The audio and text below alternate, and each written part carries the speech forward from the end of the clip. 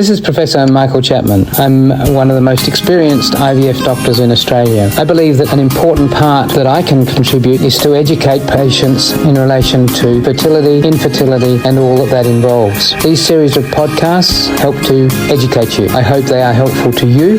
If you wish to know more, however, I'm more than happy to have you contact me via email, which is profmchapman@gmail.com, or make an appointment to see me on 9138 4222.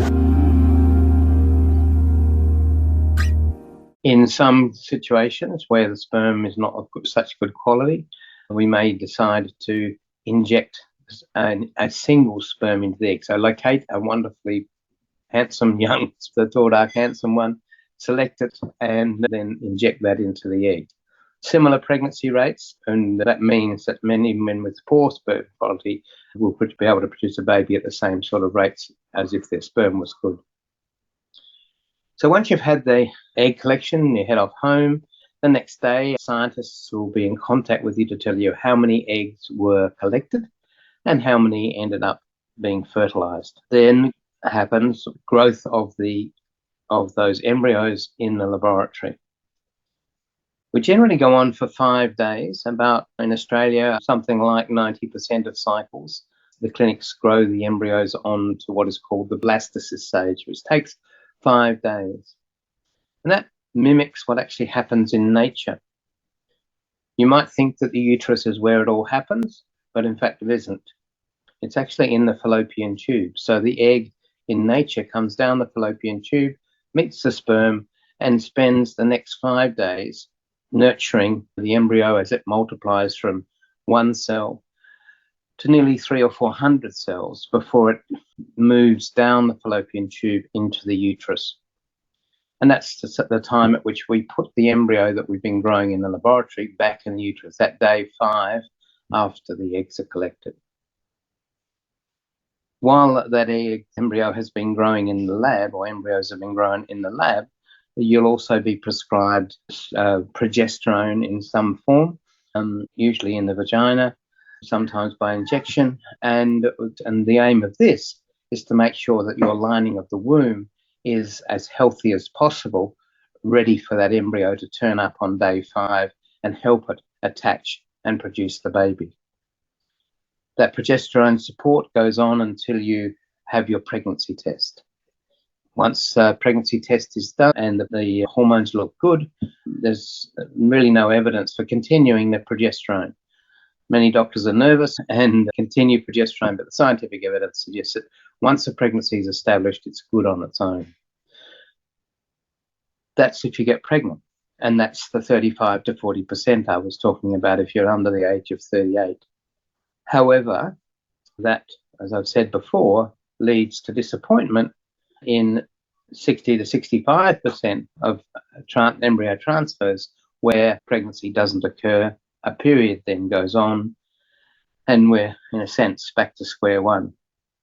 Now, if you're fortunate and during that cycle you produce good numbers of eggs and good numbers of fertilization, you won't necessarily just have that one blastocyst that we put back, but actually multiple blastocysts.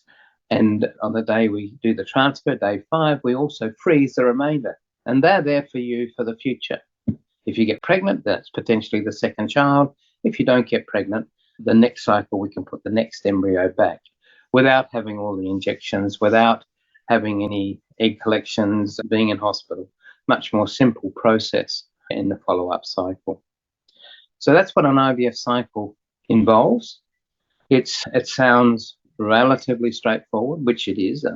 Obviously, we've been doing it for a long time, and we've done everything possible to make it easy and easier as possible for patients.